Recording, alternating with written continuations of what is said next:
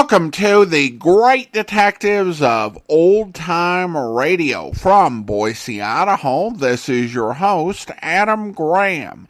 If you have a comment, email it to me, box13@greatdetectives.net. Follow us on Twitter at Radio Detectives.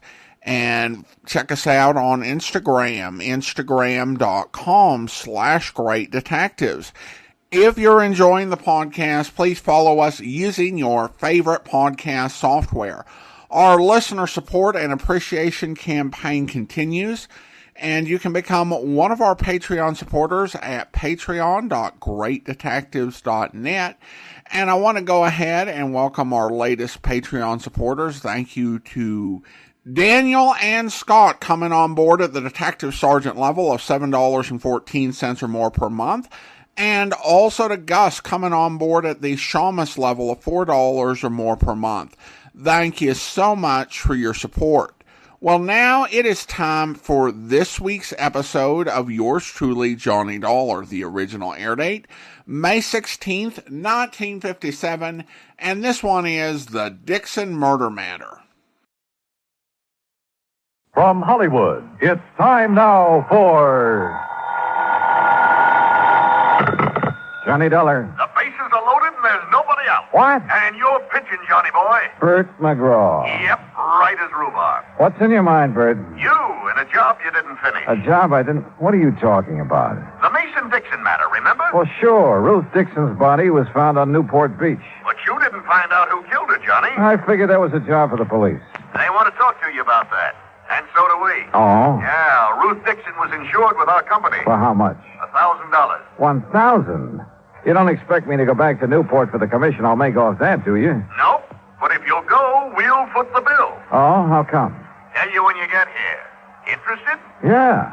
Now.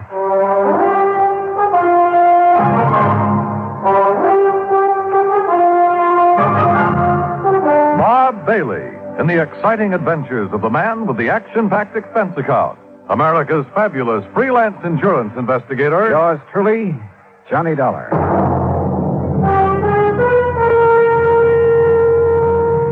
And now, Act One of yours truly, Johnny Dollar.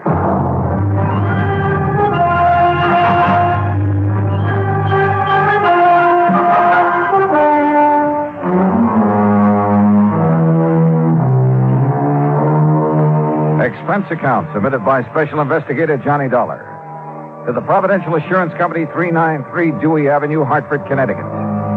The following is an account of expenses incurred during my investigation of the Dixon murder matter. Expense account item 1, $1.20 taxi from my apartment to the Providential building. Along the way, I did some thinking. A week ago, a girl's body had been found on Newport Beach. The Masons and the Dixons had each identified it as the body of their missing daughter. I managed to locate the Mason girl. That meant that Ruth Dixon was the girl on the beach. Who had killed Ruth? Well, I didn't figure that was my job. But evidently the brass at Providential did. Why? Well, I hope Bert McGraw would tell me. Oh, Johnny, come in. Morning, Bert. About this Dixon matter. I suppose you're wondering why we're so anxious for you to go back to Newport. Well, I am kind of curious, Bert. Well, I told you, Ruth Dixon was insured with our company. But for only $1,000, you'd save money by paying it off and forgetting it. Maybe. But it isn't that easy. Oh, why not? Because of the Newport police, for one thing. Well, what have they got to do with her insurance? Oh, not a thing. But they have got plenty to do with our company and its representatives. And last week, you were one of them. So? So, the Newport police, Captain Lewis of Homicide to be exact, called here this morning. Who's Lewis? Miller was the man I worked with. Lewis took over because Miller didn't follow up on you. And he's very unhappy with you, Johnny. I can't imagine why. No? Well, Captain Lewis says you left Newport without giving his office all the information you had on the Mason girl. The Mason girl? What's she got to do with the Dixon investigation? Well, how should I know? Darla Mason didn't even know Ruth Dixon. Lewis says different. But that's beside the point. We can't afford to have any police department in this country feeling the way the Newport boys do about our investigators. Oh, come on now, Bert. It isn't at all that serious. Johnny, we have to have police cooperation. And we can't force them to cooperate, so we try to build up a sufficient amount of goodwill. But, Bert, No, it's too late to apologize. Who's apologizing? Captain Lewis chewed out my boss. My boss did it to me, and I have orders to do it to you. Okay, so get it over with. Well, I'm almost through. Except that no matter what it costs us, it's going to be worth it to have goodwill restored. You understand? Sure. And whatever you do in Newport, please keep Captain Lewis informed. If you stumble onto something that might lead to the Dixon girls' killer, tell Lewis about it. Okay, Bert, whatever you say. No hard feelings, Johnny. No. Everything's just fine. Oh, good boy. Glad to see you understand. For an expense account like the one you're going to get, I can understand the theory of relativity.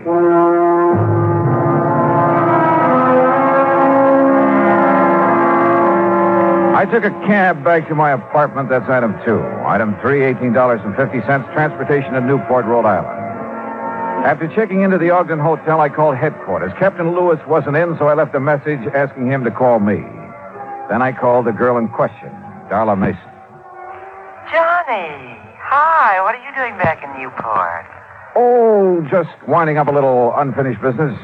Nothing to do with me, I hope. No, not a thing. Darla, Yes? if you're not busy tonight, why don't you meet me for dinner? Why, Johnny, I'd love to. Fine. You say where? Well, how about the yacht club at 8? Good. I can take the cruiser from our dock. And after dinner, we can go for a ride on the bay. Sounds great. See you at 8:10, Johnny. Bye. Bye.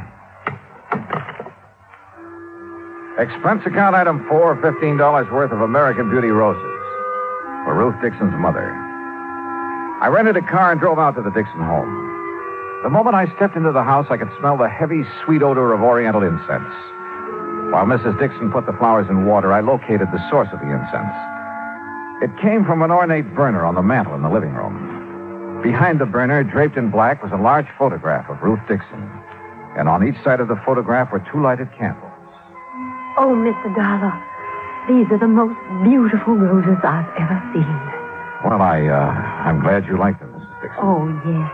Ruth will, too. Beg your pardon? I said Ruth will like them, too. I'll take them to her in the morning. That is, if you don't mind. Oh, no, not at all. Mr. Darla, I don't know how you feel about such things, but I believe those who have passed on never really leave us. What do you think? Well, I haven't given much thought to the subject. But you should. Ruth will appreciate these roses as much or more than she ever would have. Do you believe that? Well, I didn't know Ruth when she was alive. When she was here, Mrs. Dixon. Oh, that's right. You didn't. Well, she's still here. And if there's any doubt in your mind, why, you just come with me and visit Madame de Stael. Madame de Stael? Yes. She's been such a help and comfort to me these past few days. Well, without her and her teaching, I'd have been completely lost. This Madame de Stael, what is she? She's just an ordinary person, but she has wonderful occult powers. She can see beyond the veil, Mr. Darla. And she's promised to let me speak to Ruth as soon as the conditions are right. Do you know when that will be? Lucille? In here, Henry. Oh, excuse me, Mr. Darla. I have to put out these candles.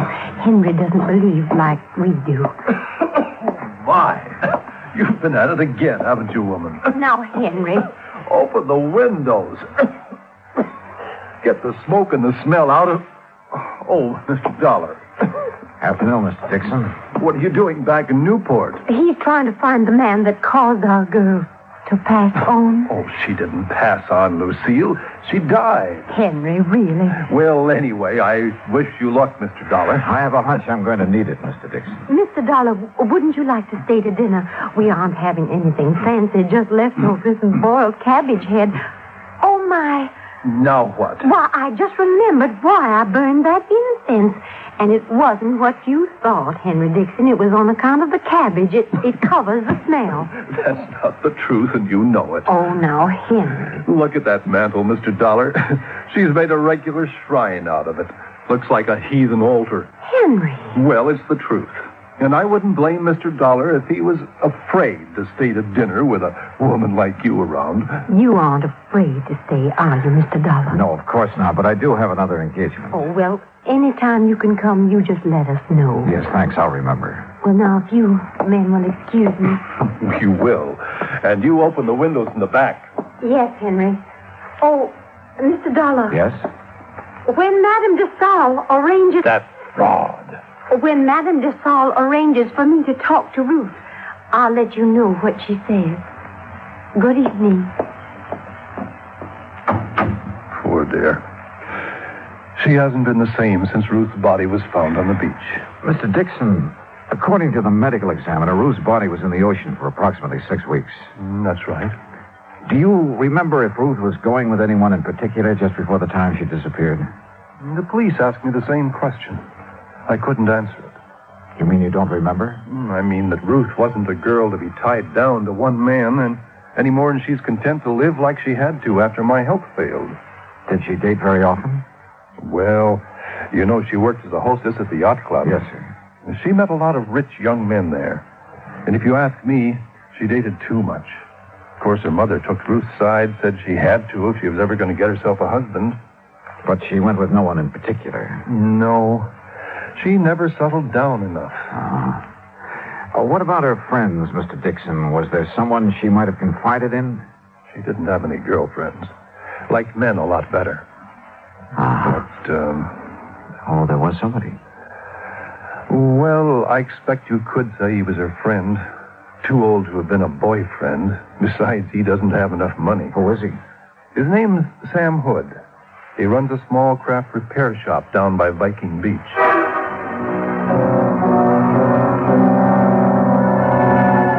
Viking Beach is on the Atlantic side of Newport, approximately a mile from Land's End, where the Dixon girl's body had been washed ashore. Once there, I didn't have any trouble locating Sam Hood's repair shop. It was on the end of a large wharf. For a moment, I thought the wharf was deserted. Then I heard it. Below the wharf, sitting low on the water, was an old converted PT boat, and standing on deck, tinkering with the controls, was a heavy-set man wearing thick glasses and greasy dungarees. I was about to call him when he looked up. Afternoon. Hi. Can I help you? Yeah, I hope so. I'm looking for Sam Hood. He ain't here. Gone on his vacation. Oh, fine. Can I do anything for you? I'm his brother, Leroy. Well, yeah, Leroy, maybe you can. You want me to come up or you going to come down? I'll come down, but how do I do it? Stairs over to your left there. Oh, sure. You're a stranger around here, ain't you? Yep, that's right. Well, I'm always glad to meet up with a stranger. This is such a little bitty place. Most everybody along the waterfront's heard everybody else's stories so many times till they're sick of it. What'd you say your name was? It's Dollar. Johnny Dollar. Well, welcome aboard the Connemore, Mr. Dollar. Connemore? That's an odd name for a boat. Sure is, ain't it? But I found it in a book. Sure fits her, and me too. What's your line, Mr. Dollar? I'm an insurance investigator. Well, now, that must be mighty interesting work. Yeah, sometimes. You chew tobacco? No, thanks. Oh. Well, I got a brand new plug of brown mule here. Ain't had it out of the wrapper. So if you want some... No, thanks, Roy. You sure missing something? Yeah. Yeah. Ooh. Man, my tooth. You want to take a look around? Go ahead. Of course, the Connemore ain't no fancy yacht. Excuse me, what did you say? I said the Connemore ain't no fancy yacht, but she's all mine and Sam's, and I'm proud of her. Oh. Where did you say your brother was, Leroy? Sam? Oh, he's visiting our folks down in Augusta. I would have gone, too, but somebody had to stay in mind the store. Yeah. You know when he'll be back? Not for sure. But anything Sam knows about, so do I. We got real runny mouths in our family. Tell me, Leroy, did you know a girl named Ruth Dixon? No one just to tip my hat to. But Sam did. Yes, sir. That gal and Sam, they used to sit up there on the wharf looking out toward Gooseberry Island, and they talk. You know what about? Nope. Get off that railing, you whitewash brother! Leroy, you told me a moment ago Sam couldn't keep a secret. Well, he said she was full of dreams. Man, you asked me, she wasn't nothing but another two-timing, just like all of them. Oh, that's not a very good opinion of her, Leroy. I can't help it. Sam was crazy for her, but she didn't even let on like she knew it. How did your brother take the news of her death? Oh, just awful. Is that why he left town? Yep. Does Sam own a .38 revolver, Leroy? Oh, sure. Most everybody who has a boat owns something like that. But, hey, wait a minute. You getting ideas? No, just asking questions. Oh. Well, Sam couldn't have killed her. I know it. What makes you so sure? Well, 'cause he's my brother. And how he was so broke up when he heard about Ruth. Why would you suppose anybody'd want to put a bullet in a pretty gal like that? I don't know, Leroy. I don't know. I asked him a few more questions, watched him chase the seagulls off the railing once more, then left. At 7:45, I was sitting in the yacht club bar waiting for Darla Mason. At 8:30, I was still waiting. And at 9:30, I gave up and went back to my hotel. I hadn't been in my room 10 minutes before someone started pounding on the door. Darla! Darla, you in there? Yeah, who is it? Captain Lewis, open up. Well, good evening, Captain. Nothing good about it. Huh? Fine thing you pulled. You come over here to help, then you go gallivanting off where nobody can find you. I called your office as soon as I hit town. Because the people you're working for in Hartford told you to. Now, look, that insurance agent said you were skeptical about there being a connection between the Mason and the Dixon. I still am. You won't be when I tell you what happened early this evening. Okay, so what happened? Darla Mason was shot, and the bullet came from the same gun that killed Ruth Dixon.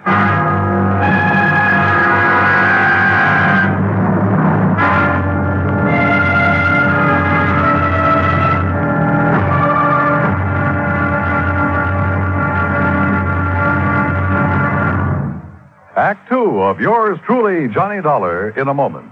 It is a very well-known fact that symbols are important to men everywhere. Whether they be symbols of country, religion, or honor, they're a cherished part of the culture and tradition of all peoples. As in almost all countries of the world, the people of Spain are very religious. And in the Spanish town of Vendrell, the people were having difficulty with a symbol. A 300-pound angel sitting on top of a 150-foot church steeple. The angel had been there since 1784 and needed repairs to keep it from falling down on the heads of the parishioners. But 150 feet is a long way up, and 300 pounds are a lot of weight to bring down. Now, there was a great deal of head-scratching over the problem until someone casually mentioned the problem to someone else who happened to be stationed at the United States Air Force Base in Zaragoza, Spain. It wasn't long before visions of a helicopter came to mind. Because Americans like to help other people everywhere, the Air Force whirlybird lifted the angel from the church steeple, brought it down for repairs, and later returned it to its perch. So grateful were the people of Vendrell for this act of friendly cooperation that they held a mass celebration of American Day to show their appreciation. Television and newsreels carried the story of kindness. So did the newspapers and magazines throughout Spain. This gesture on the part of the United States Air Force created a new symbol, a symbol of friendship and understanding. It became a symbol of freedom, the right of all men everywhere. Now, Act two of yours truly, Johnny Dollar, and the Dixon Murder Matter.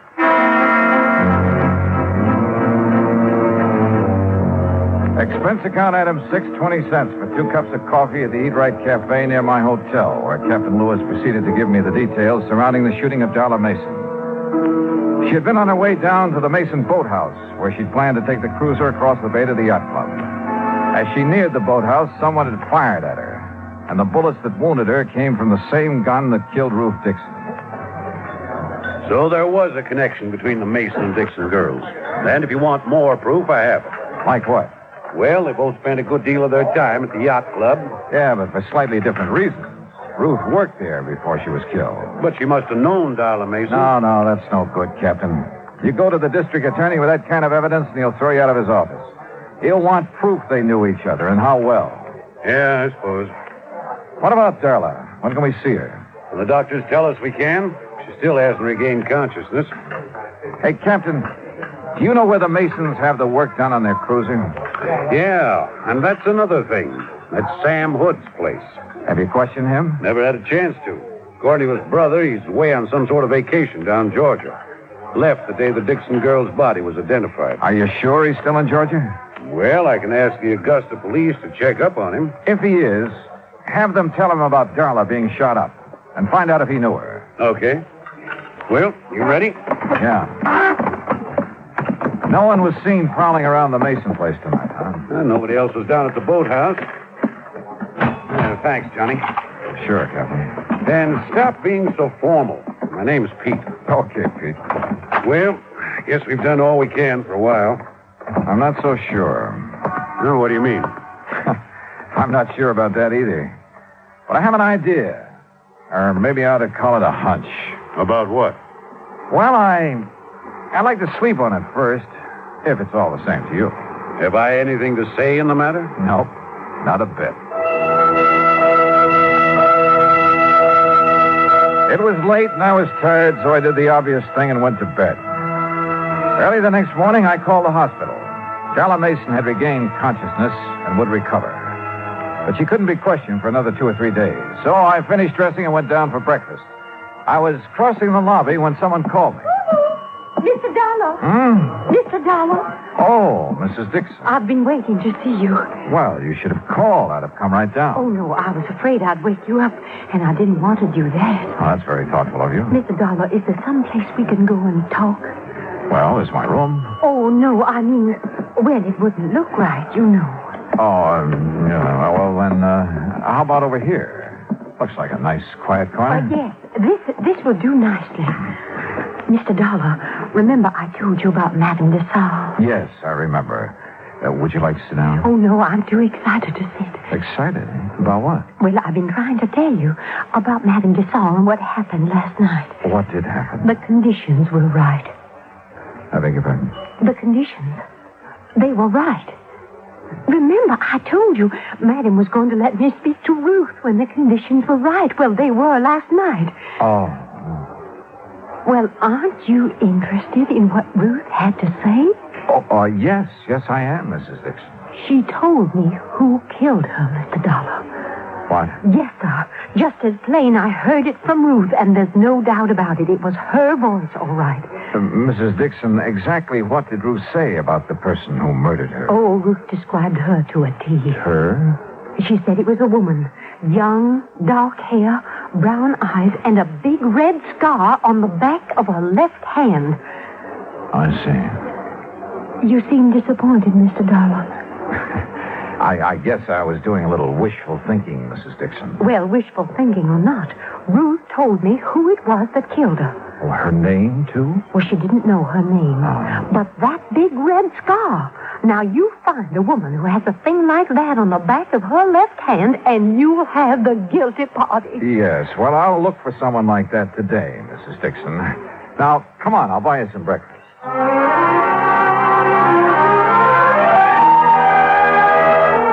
An hour later, back in my room, I put in a call to Captain Lewis. Morning, Johnny. Morning, Pete. Anything new? Well, we heard from the Augusta police. Yeah? Sam Hood's in Augusta, all right. Been there for over a week. Uh-huh. Did they ask him if he knew the Mason girl? I said he did. Said the Masons used to let him and his brother service their cruiser. Uh-huh.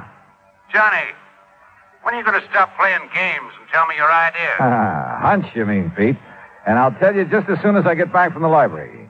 The library? Oh, and while you're waiting, call back the Augusta police. Have them get hold of Sam Hood again. What for? Ask him who named his boat. What? Yeah, ask him if it was his idea to name it the Connemore or his brother's. Johnny, are you feeling all right? Never felt better, and I'll see you in about an hour. I found what I was looking for in the library. then went back to Captain Lewis's office and told him what I was now beginning to believe. While I was there, Sam Hood called from Augusta with the answer to the question the police had asked him. Then I went alone down to the wharf on Viking Beach. Leroy Hood was sprawled lazily over the deck of the Connemore, trying to sleep and at the same time keep an eye on a fishing line he tossed over the side. I started down the steps toward the boat. Well, doggone. Hi there, Mr. Dollar. Ah, morning, Leroy. Man, I sure didn't think you'd be back down here so soon. You know, Sam ain't back yet. Yeah, I know.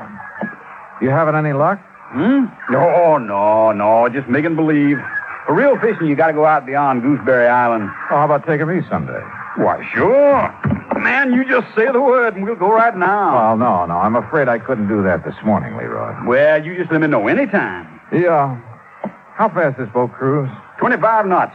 Now, ain't that something? Fastest boat between here and the Navy station.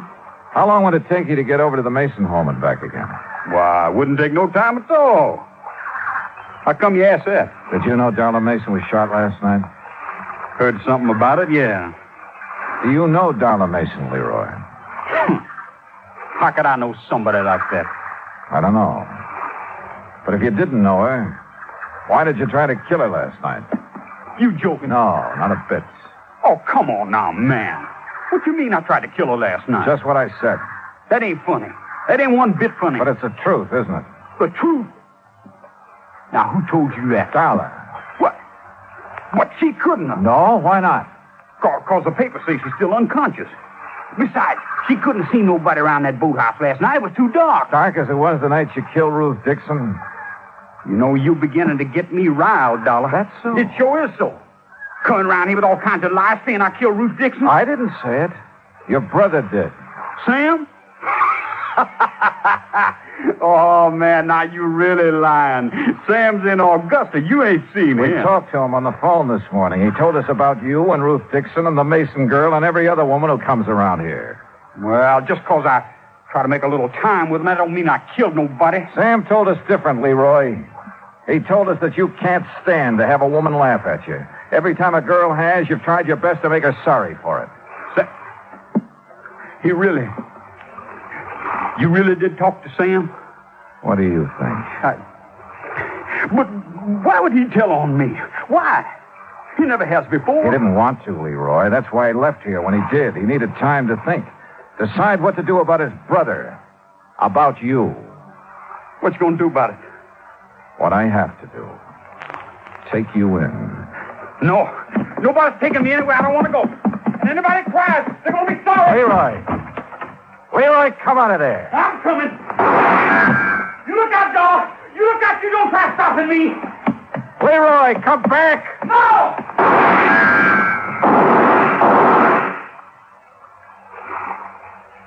Johnny? You all right? Oh, yeah. I'm just fine. Come on up. All over. Yeah, Captain. I know.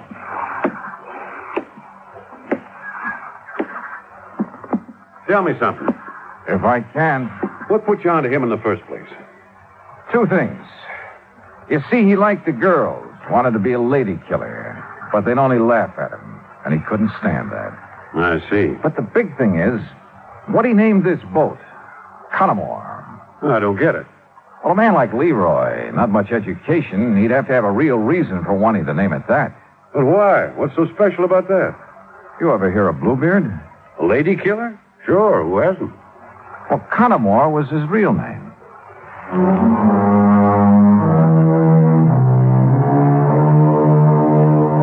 I saw Mrs. Dixon late that same afternoon.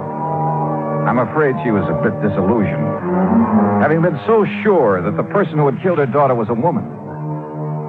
But there was one funny thing. On the back of Leroy's left hand was a long red scar. Expense account total, including car rental, hotel bill, and transportation back to Hartford, $968.20. Yours truly, Johnny Dollar.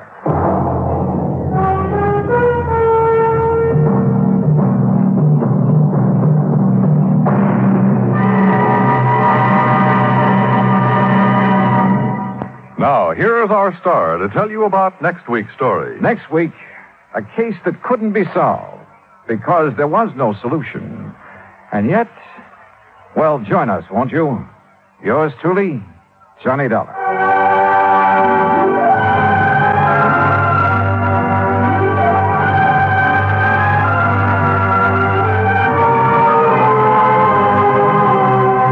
Yours truly, Johnny Dollar, starring Bob Bailey, originates in Hollywood. Written by Charles B. Smith, it is produced and directed by Jack Johnstone. Heard in our cast were Jeanne Tatum, Jeanette Nolan, Frank Nelson, Russell Thorson, Sam Edwards, and Austin Green. Musical supervision is by Americo Marino. Be sure to join us next week, same time and station, for another exciting story of yours truly, Johnny Dollar. This is Dan Cubberly speaking.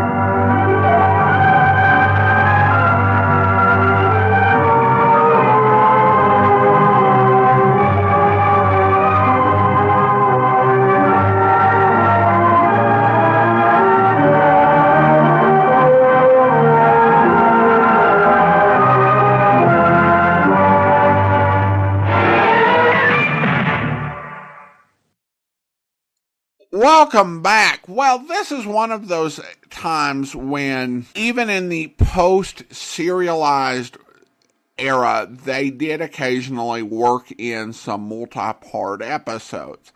And Johnstone would do this a few times. I will admit that the first time I listened to this episode, I got a bit annoyed at it.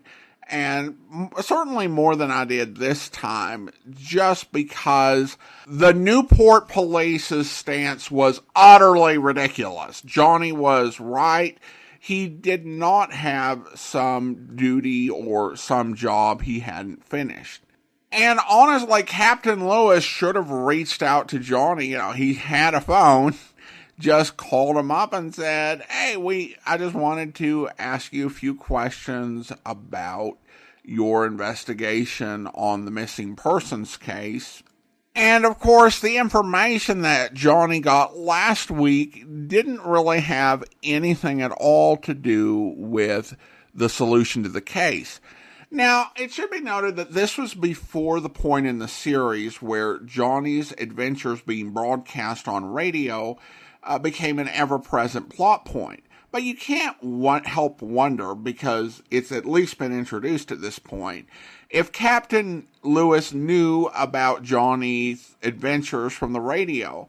And, having listened to a few stories, expected Johnny was going to solve the murder at no cost to taxpayers, and felt entitled to having his murder solved by the famous Johnny Dollar for free, and that's why he raised the fuss. Regardless, Johnny took the guff from the local law enforcement, and he was a professional, and illustrated that key principle: revenge is a dish best served through an outrageously padded expense account. On another note, I thought Johnny's interactions with Mrs. Dixon, while not necessary to solving the mystery, really added some humanity and good character moments, and I liked the way that they played out. Now we turn to listener comments and feedback, and we start with our Patreon survey. Daniel writes, I started listening to your initial Dragnet podcast in 2011 and have enjoyed your other old-time radio shows. Thank you, and keep up the good work. Well, thank you so much, Daniel, and I definitely recognize your name and really do appreciate you becoming one of our Patreon supporters. And then Gus writes, I stumbled upon your show and thought it was great. I think you are doing a fantastic job, and I'm very happy to be part of this. Thank you for the effort you put into the show, and being that I travel for work, it has been a pleasure to listen to and do my best to solve the mystery. Take care, Gus. Well, thank you so much, Gus. Appreciate your kind comment. I also wanted to go ahead, Rich, for sending along an episode of The Mysterious Traveler that the loss of memory matter reminded him of. And I will try to get around to listening to that. It's a Christmas episode of The Mysterious Traveler. And, of course, The Mysterious Traveler is not a show that automatically makes you think about Christmas. The Mysterious Traveler tends to be a sort of mystery suspense show, kind of like a Suspense, only coming from New York. But I always have a bit of a soft spot for series that kind of come up with a really good Christmas episode, even though you wouldn't expect it. In the past, we played a Christmas episode of The Whistler on both The Amazing World of Radio and The War, and we've got another somewhat unlikely series for a Christmas story we'll be featuring this year. And who knows, we may hear this Mysterious Traveler sometime in the future. All right, well, now it is time to thank our Patreon supporter of the day. Now, I should note, as it's the first Friday in September, where we will typically honor Patreon supporters who have been supporting us for 5 years, this month, we don't have anyone that falls under that category. So our Patreon supporter of the day will actually be Matthias. Matthias has been one of our Patreon supporters since May, currently supporting the podcast at the rookie level of $2 or more per month. Thank you so much for your support, Matthias. And that will actually do it for today. If you're enjoying the podcast, please follow us using your favorite podcast software. And be sure to rate and review the podcast wherever you download it from. We'll be back next Friday with another episode of yours truly, Johnny Dollar. But join us back here tomorrow for Dragnet Wear. Yeah, Henry came around last July. It's the last time I saw him. I want to borrow my car. You got any idea where he might be now? No. You're his brother. I don't know where he is. That's the truth. I don't want to know where he is. Was anyone with him when he came to see you last? No. You know who his friends are? Friends? No. Would you look at these pictures, please, see if you can identify any of them? All right, just...